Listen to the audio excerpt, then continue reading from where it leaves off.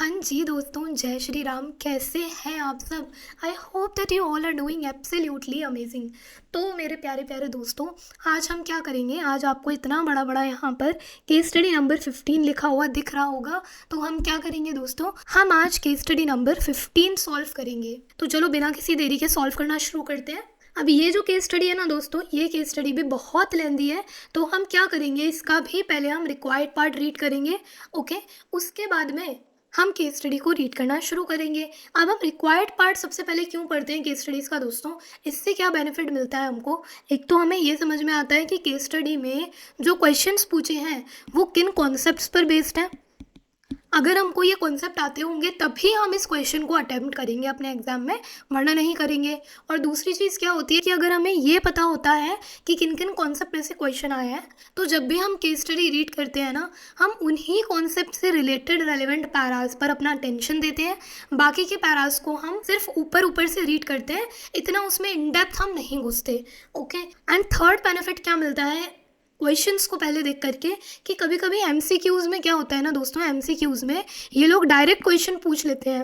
Direct questions मतलब ऐसे questions जिनको सॉल्व करने के लिए आपको केस स्टडी रीड करने की ज़रूरत ही नहीं है। तो इससे क्या होगा ना कि अगर केस स्टडी में कुछ डायरेक्ट क्वेश्चंस दिए हुए हैं, तो जब हम केस स्टडी रीड करेंगे तो अगर केस स्टडी में कोई पैरा उस एमसीक्यू से रिलेटेड है भी ना, तो हम उस पैरा को इग्नोर कर देंगे। तो इससे भी हमारा टाइम सेव होगा। ओके, तो इसी रीज़न की वजह से सबसे पहले हम क्या करेंगे अपने एग्जाम में, सबसे पहले हमको क्या करना है, MCQs and descriptive questions read करने हैं। ओके, चलो अब इस वाले केस स्टडी का क्वेश्चन नंबर 1 क्या बोल रहा है दोस्तों? क्या पूछा है इन्होंने?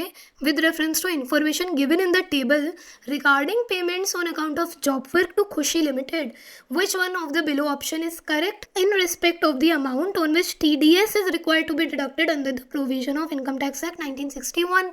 मतलब क्या कहना चाह रहे हैं? इनकम टैक्स एक्ट में टीडीएस कटना होगा एक ट्रांजैक्शन पे। कौन से ट्रांजैक्शन पे? खुशी लिमिटेड के साथ में कुछ जॉब वर्क का ट्रांजैक्शन हुआ होगा।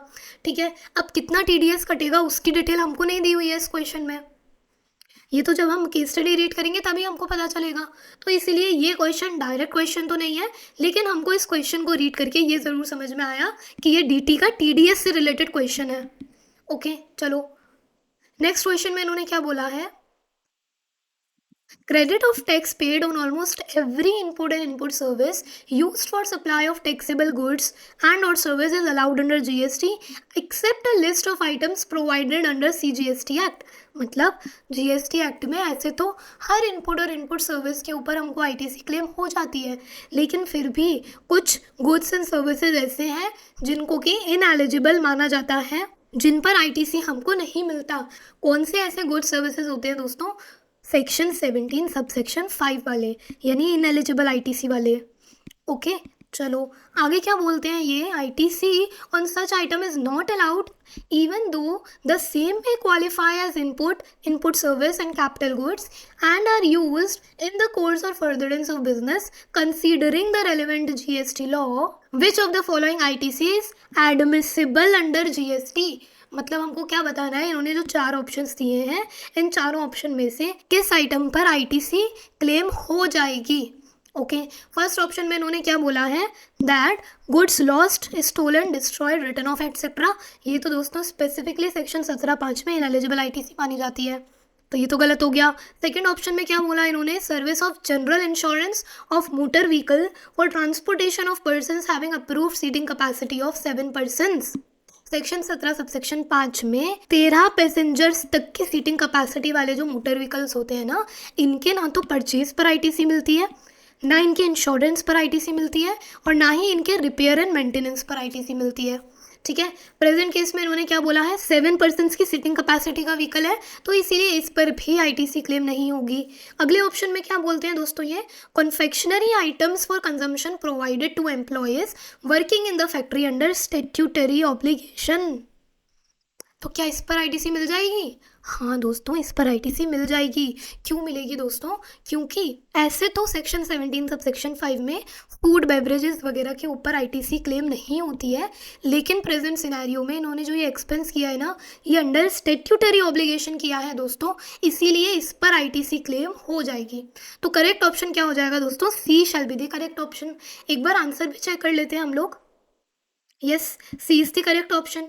उसके बाद आते हैं आगे हम थर्ड क्वेश्चन की तरफ। थर्ड क्वेश्चन में क्या बोला हुआ है दोस्तों इन्होंने, according to provisions of the Companies Act 2013 a listed entity may have one director elected by small share holders. The provision enables the small shareholder to place their representative on board of directors of a listed company so that their voice is also listened effectively। होता क्या है, जो ये listed entities होती है ना, इनके जो ये छोटे छोटे शेयर होल्डर्स होते हैं, इनको ये डर लगा रहता है कि कहीं हमारे वॉइस को बोर्ड ऑफ डायरेक्टर्स सुनेंगे भी या नहीं सुनेंगे। ओके, तो इन्हीं स्मॉल शेयर होल्डर्स को प्रोटेक्ट करने के लिए कंपनीज एक्ट में एक प्रोविज़न लेकर के आए स्मॉल शेयर होल्डर डायरेक्टर्स का। ठीक है, इसके हिसाब से कंपनीज एक्ट के हिसाब से क्या होता है दोस्तों कि 1000 स्मॉल शेयर होल्डर्स या फिर 1/10 of the total number of small share holders application दे सकते हैं कंपनी को with respect to the appointment of small share holder director. ठीक है, कितने लोगों को एप्लीकेशन देनी होती है, या तो 1000 स्मॉल शेयर होल्डर्स या फिर 1/10 of the total number of small share holder which ever is less. अब इन्होंने आगे क्या बोला, that the small share holders are entitled to give a notice to the company requiring the company to make appointment of small share holder director. ठीक है, कितने small share holders ने ये नोटिस भेजा, इन्होंने कहा कि 400 स्मॉल शेयर होल्डर्स ने नोटिस भेजा अपॉइंट करने का मिस्टर ब्रजेश को as small share holder director. ठीक है, अब ये हमसे क्या पूछ रहे हैं कि क्या 400 स्मॉल शेयर होल्डर्स ने जो नोटिस भेजा है ब्रजेश को अपॉइंट करने के लिए as a small share holder director, क्या वो सही है या नहीं है। ऑप्शंस में इन्होंने क्या बोला, यस नो को हाइड कर दो दोस्तों। यस नो हमको नहीं देखना होता है, हम क्या देखेंगे कि इन्होंने कंक्लूजन वाला पार्ट क्या दिया हुआ है। ठीक है, जिस भी ऑप्शन का कंक्लूजन वाला पार्ट हमको सही लगेगा ना, वो करेक्ट ऑप्शन हो जाएगा। ओके, तो फर्स्ट ऑप्शन में इन्होंने क्या बोला, नोटिस में भी given by at least 1000 small share holders और 1/10 of the total number of small share holders which ever is lower. ठीक बोल रहे हैं, पहले ऑप्शन में ठीक बोल रहे हैं, तो इसका मतलब यही ऑप्शन करेक्ट होना चाहिए। लेकिन फिर भी हम आगे के ऑप्शंस भी देख लेते हैं। आगे क्या बोला इन्होंने, the notice may be given by at least 1000 small share holders और 1/10 of the total number of small share holder which ever is higher नहीं होता, लोअर होता है, तो इसलिए ये गलत हो गया। नेक्स्ट ऑप्शन में क्या बोलते हैं, नोटिस में B given by at least 1000 small share holders, ये भी गलत। फोर्थ में क्या बोलते हैं, नोटिस में भी given by at least 9/10 of the total number of small share holders, ये भी गलत। तो कंक्लूजन वाला पार्ट सिर्फ ए ऑप्शन का ही सही था, इसीलिए करेक्ट ऑप्शन क्या हो जाएगा दोस्तों, A shall be the correct option. Check कर लेते हैं, yes A is the correct option. आगे आते हैं दोस्तों, क्वेश्चन नंबर 4 में ये लोग क्या पूछते हैं, compute interest on machinery that is allowed as deduction under income tax act to Agrasen spinners private limited. ठीक है, कितना इंटरेस्ट अलाउड होगा हमको नहीं पता, केस स्टडी रीड करेंगे तब पता चलेगा। अभी हम लोग क्या कर लेते हैं, साइड में लिख लेते हैं कि डीटी के पीजीबीपी से रिलेटेड कोई क्वेश्चन लग रहा है। ठीक है, आगे आते हैं, अगले क्वेश्चन में क्या पूछा इन्होंने, as management of Vallabh cotton limited approached CA Rajesh Thamija for seeking advice on appointment of woman director in the company, which one of the following he should have suggested regarding the same as per law relating to the companies. मतलब ये भी direct question है, क्या पूछ रहे हैं कि companies act में वुमेन डायरेक्टर को लेकर के क्या रिक्वायरमेंट होती है। क्या रिक्वायरमेंट होती है दोस्तों कंपनीज एक्ट में वुमेन डायरेक्टर की। कंपनीज एक्ट में क्या बोला जाता है कि अगर एक लिस्टेड एंटिटी है तो लिस्टेड एंटिटी को तो मैंडेटरीली वुमेन डायरेक्टर को अपॉइंट करना ही पड़ेगा। लेकिन अगर कोई पब्लिक कंपनी है ना, तो पब्लिक कंपनी के केस में अगर इस पब्लिक कंपनी का टर्नओवर 300 करोड़ या उससे ज़्यादा होता है, या फिर इसकी paid up share capital 100 crore या उससे ज़्यादा की होती है ना, सिर्फ तभी एक पब्लिक कंपनी को वुमेन डायरेक्टर अपॉइंट करनी पड़ती है। ठीक है, ऑप्शंस में इन्होंने क्या बोला, that all companies need to appoint a women director, गलत है। ठीक है, सेकेंड ऑप्शन में क्या बोला, एवरी लिस्टेड कंपनी और every other public company having paid up share capital equal to और मोर देन 100 करोड़ और टर्नओवर इक्वल टू और more than 300 crore is required to appoint a women director. Absolutely correct option. Okay, check कर लेते हैं answer को एक बार हम लोग। Yes, B is the correct option. इसके बाद आगे क्या आता है दोस्तों, ओके एमसीक्यूज हमारे खत्म हो चुके हैं। एमसीक्यूज में 5 MCQs में 3 हम लोगों ने सॉल्व कर लिए। क्वेश्चन नंबर 1 एक तो बचा हुआ है जो हमको केस स्टडी में से आंसर करना पड़ेगा, और दूसरा क्वेश्चन नंबर 4 बचा है जो हमको केस स्टडी रीड करके आंसर करना पड़ेगा। ठीक है, आगे आते हैं डिस्क्रिप्टिव क्वेश्चन पे दोस्तों। क्वेश्चन नंबर 6 में इन्होंने क्या बोला, that describe in the light of provisions contained in the Companies Act 2013 whether the proposal to appoint Mr. Birjesh as a small shareholder director can be adopted by the company and also brief the law relating to the appointment of small shareholder director। ठीक है, small share holder director से related जो provision है ना companies act में, उस provision को explain करना है। आगे क्या बोलते हैं, what would be your answer, अगर ब्रिजेश ऑलरेडी 2 कंपनीज में स्मॉल शेयर होल्डर डायरेक्टर होता और उसको हमारी कंपनी में भी स्मॉल शेयर होल्डर डायरेक्टर के तौर पे अपॉइंट करते, तो क्या ऐसा करना सही होता या नहीं होता। ठीक है, तो ये भी हमको बताना है। तो बेसिकली ये क्वेश्चन किससे रिलेटेड हो गया, कंपनीज एक्ट में स्मॉल शेयर होल्डर डायरेक्टर से रिलेटेड ये क्वेश्चन है। ओके, अब जिन्होंने कंपनीज एक्ट पढ़ा है उनको तो कोई दिक्कत नहीं आएगी, जिन्होंने नहीं पढ़ा है उनके लिए मैं स्मॉल शेयर होल्डर डायरेक्टर वाला प्रोविजन अभी एक्सप्लेन कर दूंगी थोड़ी देर में। ठीक है, बने रहो। अगला क्वेश्चन इन्होंने क्या पूछा दोस्तों, नेक्स्ट क्वेश्चन ये क्या बोलते हैं, that advise Agrasen Spiners Private Limited on treatment of interest payment made on loan and depreciation allowable under assessment year 24-25. Assume that this machine is the only machine in the related block of assets. Agrasen Spiners Private Limited is not opting for concessional rate of tax under section 115BAA। ठीक है, मतलब इन्होंने क्या किया होगा कि शायद इन्होंने एक असेट परचेज करी होगी और उस असेट पर इन्होंने लोन लिया होगा। ठीक है, तो उस लोन की जो इंटरेस्ट होगी, उस इंटरेस्ट को जब तक कि असेट पुट टू यूज़ नहीं होती है ना, तब तक हम असेट की ही कॉस्ट में ऐड करते जाते हैं। ठीक है, तो इसी से रिलेटेड कुछ क्वेश्चन लग रहा है, क्योंकि यहाँ पर इन्होंने लोन की बात भी करी थी और फिर अचानक से इन्होंने ब्लॉक ऑफ असेट्स की बात कर ली, मशीन की बात करी है। ठीक है, तो ऐसा ही कुछ क्वेश्चन लग रहा है, हम लोग देखेंगे केस स्टडी पढ़ेंगे तो और आइडिया लग जाएगा। अभी यहाँ क्या लिख लेते हैं कि डीटी का क्वेश्चन है एंड पीजीबीपी से रिलेटेड क्वेश्चन है। ठीक है, चलो क्वेश्चन नंबर 8 में क्या बोलते हैं, compute the ITC admissible under GST law to IGT private limited in respect of various inputs purchased, input services availed during the month of February 2024। ठीक है, आईटीसी कैलकुलेट करना है, कितना आईटीसी मिलेगा आईजीटी प्राइवेट लिमिटेड को। Okay, तो ये question किससे रिलेटेड हो गया दोस्तों, ये जीएसटी के आईटीसी से रिलेटेड क्वेश्चन हो गया। ठीक है, कोई दिक्कत की बात नहीं है। अभी तक ये केस स्टडी हमको बहुत इजी लग रही है, एक बार केस स्टडी रीड कर लेते हैं। अच्छा हाँ, एक चीज़ और सुनो दोस्तों, ये जो हमारे 2 MCQs एंड 3 डिस्क्रिप्टिव क्वेश्चंस बचे हैं, इनमें हम लोग क्या आइडेंटिफाई करेंगे कि क्या कोई पर्टिकुलर एंटिटी या फिर किसी पर्सन का नाम दिया हुआ है क्या इन क्वेश्चंस में। अगर हाँ, तो हम क्या करेंगे ना, केस स्टडी रीड करते टाइम हम इसी एंटिटी और पर्सन के नाम को ढूंढेंगे केस स्टडी के अंदर, एंड जिस भी पैरा में हमको ये एंटिटी या पर्सन का नाम नज़र आ जाएगा ना, उसी पैरा को हम इम्पोर्टेंस पे करेंगे। अदरवाइज बाकी के पैरा को हम सिर्फ ऊपर ऊपर से रीड करेंगे, हम उनको इग्नोर करते चले जाएंगे। ठीक है, समझे। चलो, फर्स्ट क्वेश्चन में हमको क्या एंटिटी का नाम दिखा था, खुशी लिमिटेड का नाम दिखा था। ओके, क्वेश्चन नंबर 4 में हमको किसका नाम दिखा दोस्तों, Agrasen spinners private limited. Okay, इसके अलावा क्वेश्चन नंबर 6 में किसका नाम दिखा था, क्वेश्चन नंबर 6 में नाम दिखा ब्रिजेश वगैरह का। ठीक है, इसके अलावा यहाँ पर क्वेश्चन नंबर 7 में किसका नाम दिखा, Agrasen spinner private limited, and question number 8 में किसका नाम दिखा था, आईजीटी प्राइवेट लिमिटेड।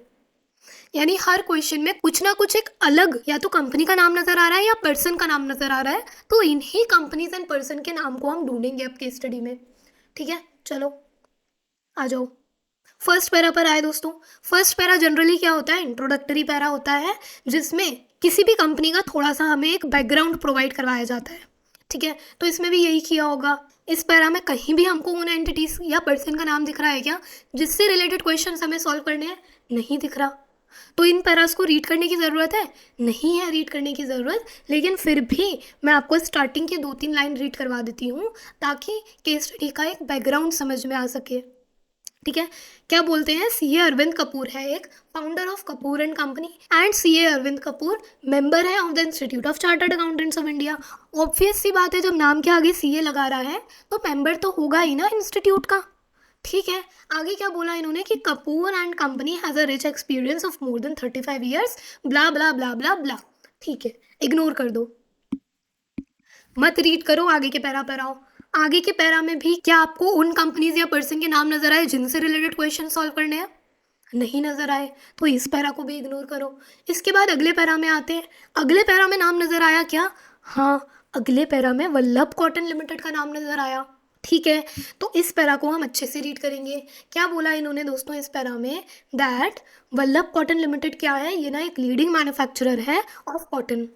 ओके, इसके अलावा क्या बोलते हैं? That there are some issues going on in the company in respect of appointment of small share holder director. The company get its all the finance related work done from CA Gaurav Satija. Finance का काम company का कौन देखता है? गौरव सतीजा देखता है। लेकिन जब मैनेजमेंट ने स्मॉल शेयर होल्डर डायरेक्टर के अपॉइंटमेंट के बारे में गौरव सतीजा से डिस्कस किया ना, तो उस टाइम पे गौरव ने क्या बोला कि मेरा एक पार्टनर है सीए राजेश धमीजा, वो एक्सपर्ट है कंपनीज लॉ के मैटर में, तो आप उससे इस मैटर को डिस्कस करो। ठीक है, आगे क्या बोलते हैं दोस्तों? That management of Vallabh cotton limited approached CA Rajesh Dhamija for seeking advice. ठीक है, इसके आगे क्या बोलते हैं? That company has 10 lakh equity shares of ₹10 each. All right, company के पास 500 स्मॉल शेयर होल्डर्स हैं। ठीक है, इनमें से मेजॉरिटी यानी 400 स्मॉल शेयर होल्डर्स अपॉइंट करते हैं मिस्टर ब्रजेश को as a director, as their representative on the board of directors. Brajesh already 10,000 equity share hold करता है कंपनी में। ठीक है, ब्रजेश कितने भी इक्विटी शेयर होल्ड करता हो कंपनी में, उससे हमें कोई लेना देना नहीं है। इसको अपॉइंट तो स्मॉल शेयर होल्डर्स ने किया है ना, तो बस ये इंपॉर्टेंट है हमारे लिए। ठीक है, इस पैरा से रिलेटेड दोस्तों एक क्वेश्चन तो इन्होंने एमसीक्यू में पूछा था, वो तो हमने सॉल्व कर लिया, एंड एक क्वेश्चन इन्होंने डिस्क्रिप्टिव क्वेश्चंस में भी पूछा हुआ था। ठीक है, तो वो हमको अभी सॉल्व करना है। जब हम डिस्क्रिप्टिव क्वेश्चंस पर आएंगे ना दोस्तों, तब मैं आपको वो वाला क्वेश्चन एक्सप्लेन कर दूंगी। ओके, चलो अगले पैरा पर आते हैं। तब तक अगले पैरा में इन्होंने क्या बोला हुआ है? That one sister concern of Vallabh cotton limited is Agrasen spinners private limited. Agrasen spinners private limited से रिलेटेड भी एक क्वेश्चन था केस स्टडी में। ओके, आगे क्या बोलते हैं? Earlier Agrasen spinners private limited was in the business of trading of yarns, लेकिन अब वो ग्रेजुअली मैन्युफैक्चरिंग ऑफ यार्न में भी इन्वॉल्व होने लगा। ठीक है, last year company had made capital investment in construction of building, and इस साल इन्होंने क्या किया ना, इस साल इन्होंने मशीनरी परचेज करी on 1 April 2023 for ₹10 crore.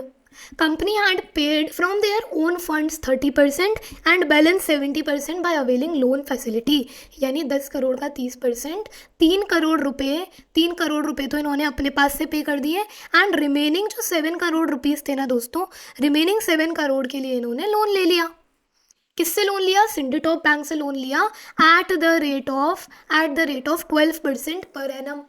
Okay, machine was required for extension of business of company and was put to use into effective production on 1st of February 2024. The accountant of the company wants to take advice from Sri Arvind Kapoor, who is specialized in direct taxation regarding the amount of depreciation that can be claimed by the company under Income Tax Act. तो इन्होंने क्या पूछा कि कितना depreciation claim कर सकते हैं इस मशीनरी पर? कितना डेप्रिसिएशन क्लेम करेंगे दोस्तों? सुनो, इन्होंने क्या किया है ना, इन्होंने 10 करोड़ की जो मशीन खरीदी, इस पे 7 करोड़ का तो इन्होंने लोन ले लिया। ठीक है, अब इन्होंने क्योंकि 7 करोड़ का लोन लिया है, तो इस लोन पे जो भी ये 12% पर एनम की इंटरेस्ट पे कर रहे हैं ना, इस इंटरेस्ट को हम 2 पार्ट में डिवाइड करेंगे। ठीक है, एक पार्ट हो जाएगा तब तक का जब तक कि मशीनरी पुट टू यूज़ नहीं हुई थी। ठीक है, एंड दूसरा पार्ट हो जाएगा उस पीरियड की इंटरेस्ट का जिसमें मशीनरी पुट टू यूज़ हो चुकी थी। ओके, अब जिस पीरियड में मशीनरी पुट टू यूज़ नहीं हुई थी वो कितने महीने थे दोस्तों? अप्रैल से लेकर के जनवरी तक के। 1 फरवरी को तो मशीनरी पुट टू यूज़ हो गई, यानी फरवरी एंड मार्च के जो 2 मंथ्स है ना, ये चले जाएंगे बाद वाले पीरियड में। लेकिन 10 मंथ्स किस में जाएंगे दोस्तों? उस पीरियड में जब मशीनरी पुट टू यूज़ नहीं हुई थी। ठीक है, अब इस पीरियड की जो इंटरेस्ट निकलेगी, यानी कि 7 crore multiplied by 12% divided by 12 months multiplied by 10 months, यानी कितने इंटरेस्ट निकल करके आएगी दोस्तों? 70 लाख रुपीज़ की इंटरेस्ट। ये इंटरेस्ट मशीनरी के कॉस्ट में ऐड हो जाएगी। ठीक है, एंड जो रिमेनिंग 2 मंथ्स की इंटरेस्ट निकलेगी, यानी कि 7 crore multiplied by 12% divided by 12 months multiplied by 2 months, यानी कि कितना? यानी आपके 14 लाख रुपीज़। इसका आपको इंटरेस्ट का डिडक्शन मिल जाएगा। ठीक है, तो अब डेप्रिसिएशन किस वैल्यू पे कैलकुलेट होगा दोस्तों? डेप्रिसिएशन किस वैल्यू पे कैलकुलेट होगा?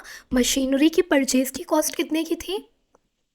मशीनरी की परचेज की कॉस्ट थी 10 करोड़ की, एंड उसमें इंटरेस्ट कितनी ऐड हो गई दोस्तों? इंटरेस्ट ऐड हो गई 0.70 करोड़ की, यानी 70 लाख की। तो ये जो निकल करके आया ना 10.70 करोड़, इसके ऊपर डेप्रिसिएशन कैलकुलेट होगा। ठीक है, अब कितने परसेंट का डेप्रिसिएशन लगेगा दोस्तों? हम क्या मान करके चल रहे हैं, इन्होंने डेप्रिसिएशन की रेट तो नहीं दी हुई है, लेकिन हम ये अज्यूम कर रहे हैं कि मोस्ट ऑफ द केसेस में 15% डेप्रिसिएशन लगता है, तो प्रेजेंट केस में भी 15% डेप्रिसिएशन लगेगा। ठीक है, इसके अलावा क्योंकि कंपनी मैन्युफैक्चरिंग बिजनेस में भी इन्वॉल्व हो गई थी, तो एडिशनल डेप्रिसिएशन 20% का भी मिल जाएगा। ठीक है, अब इन्होंने मशीनरी को put to use less than 180 days के लिए किया हुआ है ना, इसीलिए इनको 50% डेप्रिसिएशन एंड 50% ही एडिशनल डेप्रिसिएशन क्लेम करने को मिलेगा। ठीक है, तो डेप्रिसिएशन कितना आ जाएगा दोस्तों? 7.5% डेप्रिसिएशन अगर आप कैलकुलेट करोगे 10 करोड़ 70 लाख पे, तो आपका 80.25 लाख रुपीज़ का डेप्रिसिएशन आएगा, एंड 10% एडिशनल डेप्रिसिएशन 10.70 करोड़ का कितना आएगा? 1.07 करोड़ रुपीज़। ठीक है, समझा? समझा कि नहीं समझा? समझा। चलो आगे बढ़ते हैं। अगले पैरा में इन्होंने क्या बोला हुआ है दोस्तों? The management of company also wants to discuss with CA Arvind Kapoor. दोस्तों प्लीज़ सोना नहीं है आप लोगों को। अगर आप लेट करके ऐसे मस्त आराम से मूवी की तरह से इस वीडियो को देख रहे हो ना, तो प्लीज़ जग जाओ, मेरे साथ में केस स्टडी खोलो, जैसे मैं हाईलाइट कर रही हूँ वैसे आप हाईलाइट करना शुरू करो, मार्किंग करना शुरू करो, मेरे साथ इस केस स्टडी को सॉल्व करो। जब तक आप खुद से सॉल्व नहीं करोगे ना केस स्टडी, कोई बेनिफिट नहीं होगा वीडियो को देखने का। केस स्टडीज़ क्यों दी हुई है दोस्तों? ताकि आपकी प्रैक्टिस हो सके। आप लोग खुद से सॉल्व नहीं करोगे तो प्रैक्टिस नहीं होगी। ओके, चलो उठ के सबसे पहले तो उठ करके बैठो, लेटो मत, चलो बैठो उठ के। क्या बोल रहे हैं दोस्तों इस पैरा में? The management of company also wants to discuss with CA Arvind Kapoor regarding applicability of TDS provision under the income tax act on the following payments made for job work to Khushi limited. ठीक है, खुशी limited से related भी एक question था। आगे क्या बोलते हैं? For the financial year 23-24 towards work done under different contracts. मतलब इन्होंने खुशी लिमिटेड से ना जॉब वर्क का कुछ काम करवाया होगा। ठीक है, अब इन्होंने जॉब वर्क करवाने के रिस्पेक्ट में खुशी लिमिटेड को अलग अलग डेट्स पे अलग अलग अमाउंट का पेमेंट किया, एंड ये जो कॉन्ट्रैक्ट्स है ना, ये कॉन्ट्रैक्ट भी अलग अलग ही हैं। 5 तरीके के कॉन्ट्रैक्ट में इन्होंने एंटर किया खुशी लिमिटेड के साथ में, और उनको इन्होंने इतने इतने अमाउंट का पेमेंट किया है। इन क्या पूछ रहे हैं कि ये जो इन्होंने पेमेंट किया है ना, इस पर टीडीएस किस हिसाब से कटेगा इनकम टैक्स एक्ट में? तो टीडीएस किस सेक्शन में कटेगा दोस्तों? 194C में कटेगा। ठीक है, 194C क्या बोलता है कि अगर किसी भी एक कॉन्ट्रैक्ट का पेमेंट 30,000 को क्रॉस करता है तो टीडीएस काटा जाता है, या फिर एग्रीगेट जो होता है ना सभी कॉन्ट्रैक्ट का मिला करके, एग्रीगेट अगर 1 लाख को क्रॉस करता है तो फिर टीडीएस काटा जाता है।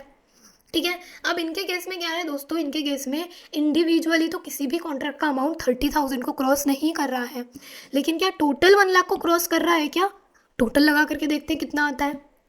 टोटल कितना आया दोस्तों? 1,03,000 का टोटल आया है। इसका मतलब इनका एग्रीगेट तो 1 लाख को क्रॉस कर रहा है, तो इसीलिए इनके ऊपर 194C में टीडीएस की एप्लीकेबिलिटी आ जाएगी। कितने परसेंट का टीडीएस डिडक्ट करना पड़ेगा दोस्तों? 2% का। क्यों? क्योंकि खुशी लिमिटेड एक इंडिविजुअल पर्सन नहीं है। ठीक है, तो इसलिए कितना टीडीएस डिडक्ट होगा? 2% का टीडीएस डिडक्ट करना पड़ेगा। ओके, चलो अब आगे आते हैं। आगे इन्होंने क्या बोला? Company claims that it is not liable to deduction of tax at source. The company is seeking advice of CA Arvind on implication of TDS. तो कंपनी क्या बोल रही है कि हमारे ऊपर तो TDS डिडक्ट करने की कोई लाइबिलिटी नहीं है, तो कंपनी का कंटेंशन इनकरेक्ट है। ओके, चलो आगे आते हैं। अगले पैरा में क्या बोला इन्होंने? The partner and staff of Kapoor and company usually meet on every Saturday over coffee and discuss topics requiring deliberations. Such exercise makes their staff updated as well. In one such meeting, they discussed issues related to blocked input tax credit. ठीक है, blocked input tax credit से related para लग रहा है ना, इससे related question तो हमने ऑलरेडी सॉल्व कर दिया, तो इग्नोर मारो और आगे बढ़ो। ओके, आगे आते हैं। आगे के पैरा में क्या बोलते हैं? IGT private limited. नाम तो सुना सुना लग रहा है। IGT private limited is in business of manufacturing of textile products. अरे बाबा रे, मैं सोच ही रही थी पता है कि इनका घाघरा चोली का भूत कैसे उतर गया। चलिए, कितनी सारी केस स्टडीज़ के बाद अब जाकर के हमको टेक्सटाइल वाले बिजनेस से रिलेटेड कोई कंपनी मिली है। चलो बढ़िया। The accounts team of the company is not much aware about the GST law. Earlier, GST work of the company was being taken care by some other professional, Rayan and Company, till January 24. February 24 में क्या किया कि proprietor of Rayan and Company बाहर चला गया, abroad चला गया, इसीलिए अब IGT प्राइवेट लिमिटेड का मैनेजमेंट कपूर एंड कंपनी के पास आता है अपना GST का काम देने के लिए। ठीक है। The accountant of the company has correctly taken all other input tax credit related to the companies purchases, लेकिन उसको इन वाले इनपुट टैक्स क्रेडिट के रिस्पेक्ट में कुछ कन्फ्यूजन हो रहा था। क्या इन्फॉर्मेशन दी है इन्होंने यहाँ पर दोस्तों, इधर आ जाओ टेबल पर। पहला ये बोलते हैं गुड्स परचेस्ड विदाउट इनवॉइस, कितने की ITC इन्वॉल्व है इसमें, 40,000 की। मिल जाएगा क्या ITC? घंटा नहीं मिलेगा भाई, घंटा नहीं मिलेगा। जब तक तुम्हारे पास इनवॉइस नहीं है तुमको ITC लेने का कोई हक नहीं है। ठीक है, तो इस पे नहीं मिलेगा। आगे क्या बोलते हैं, purchase of goods not to be used for business purpose. दिमाग खराब है क्या, कैसे मिल जाएगा ITC इस पे, मिलेगा ही नहीं। आगे क्या बोलते हैं, आगे बोलते हैं purchase of goods from Sethi Lal and sons, invoice of Sethi Lal and sons received in the month of February.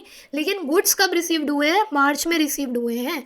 अब जब गुड्स हमको मार्च में रिसीव हुए हैं ना दोस्तों, तो हम ITC भी इसका मार्च में ही क्लेम करेंगे। ओके, इन्होंने ऊपर क्या पूछा है, इन्होंने फेब्रवरी के मंथ से रिलेटेड ITC पूछी है हमसे, तो इसलिए फेब्रवरी में तो इसका ITC मिलेगा नहीं। ओके, तो क्रॉस कर दो इसको। आगे आते हैं, अगला इन्होंने क्या बोला, pollution control equipment used in the factory capitalised in the books. Pollution control equipment से रिलेटेड तो कोई इनएलिजिबल ITC प्रोवाइड नहीं करी हुई है, तो इसीलिए इस पर तो मिल जाएगा, डेफिनेटली मिल जाएगा। ठीक है, आगे क्या बोलते हैं, motor lorries used for transportation of goods capitalised in the books. यहाँ पर आप लोग ना कंफ्यूज हो सकते हो दोस्तों, ध्यान से सुनना मेरी बात। सेक्शन 17 सबसेक्शन 5 क्या बोलता है कि अगर आप किसी मोटर व्हीकल को पर्सन्स के ट्रांसपोर्टेशन के लिए यूज़ करते हो ना, तो ऐसे मोटर व्हीकल के रिस्पेक्ट में ITC क्लेम नहीं होगा। लेकिन यहाँ पे हम मोटर लॉरीज को यूज़ किस लिए कर रहे हैं, गुड्स के ट्रांसपोर्टेशन के लिए कर रहे हैं, पर्सन्स के ट्रांसपोर्टेशन के लिए नहीं कर रहे हैं, इसीलिए इस पर ITC क्लेम हो जाएगा। ठीक है, चलो आगे। आगे क्या बोलते हैं, that electrical transformers used in the factory capitalised in the books. इस पर भी ITC मिल जाएगा, कोई दिक्कत की बात नहीं। आगे क्या बोलते हैं, capital goods to be used as parts purchase from the supplier paying tax under composition scheme and such composite tax has not been collected from IGT private limited. भैया, कंपोजिशन टैक्स पेयर ने अपना जब bill बनाया तो क्या आपने उसको GST का पेमेंट किया था क्या, नहीं किया था। जब आपने GST का पेमेंट ही नहीं किया अपने सप्लायर को, तो आप कैसे इस इनवॉइस के ऊपर ITC क्लेम कर सकते हो 25,000 का, कर ही नहीं सकते हो, तो इसीलिए इस पर ITC नहीं मिलेगा। भाई, कंपोजिट टैक्स पेयर क्या करता है, अपना बिल ऑफ सप्लाई बनाता है, उसमें वो GST का अमाउंट नहीं खोलता है, उसको अलाउ नहीं किया जाता अपने कस्टमर से कलेक्ट करने के लिए GST। तो IGT प्राइवेट लिमिटेड ने जब उस पर्सन से गुड्स खरीदे होंगे तो इन्होंने अपने सप्लायर को सिर्फ गुड्स का ही पेमेंट किया होगा, GST के अमाउंट का तो पेमेंट ही नहीं किया होगा। ठीक है, अब कंपोजिट सप्लायर अपना जब रिटर्न फाइल करेगा ना, तो वो अपने पास से GST का पेमेंट डिपॉजिट करवाता है, what ever is the tax rate, B it 1%, 0.5% और 3%, that is a different thing. लेकिन कंपोजिट टैक्स पेयर अपने पास से GST का पेमेंट करवाता है, तो उसने जितने भी रुपए का GST पे किया है उस पर रिसिपिएंट को कैसे ITC मिल जाएगा, जब रिसिपिएंट ने पे ही नहीं किया वो टैक्स सप्लायर को। तो ठीक है, समझे, आई होप कि आपको समझ में आया हो। अगला ये लोग क्या बोलते हैं, that moulds and dies used in the factory, इस पर ITC मिल जाएगा क्या। हाँ दोस्तों, इस पर ITC मिल जाएगा, ऐसा कोई प्रोहिबिशन नहीं है मोल्ड एंड डाइज से रिलेटेड। ठीक है, आगे क्या बोलते हैं, the company by cement tile and avail the services of architect for construction of its office building, इस पर मिल जाएगा क्या ITC, बिल्कुल नहीं मिलेगा, बिल्कुल भी नहीं मिलेगा, क्योंकि ये तो सेक्शन 17 सबसेक्शन 5 में प्रोहिबिटेड होता है। ठीक है, तो इस पर भी ITC नहीं मिलेगा। तो ITC टोटल मिलेगा कितना, सुनो, 65,000 पे मिल जाएगा, 2,25,000 पे मिल जाएगा, 2.5 लाख पे मिल जाएगा और 1.5 लाख पे मिल जाएगा।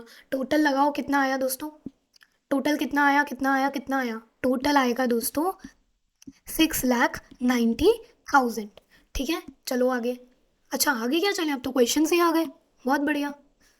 चलो, फर्स्ट क्वेश्चन में इन्होंने क्या पूछा था, TDS के रिस्पेक्ट में क्वेश्चन था, TDS कटेगा या नहीं कटेगा। हमने क्या बोला था ऊपर, डेफिनेटली कटेगा। 2% की रेट पे अंडर सेक्शन 194C, क्योंकि इनके एग्रीगेट ऑफ पेमेंट 1,03,000 का हो रहा है। ओके, ऑप्शंस में इन्होंने क्या दिया हुआ है दोस्तों?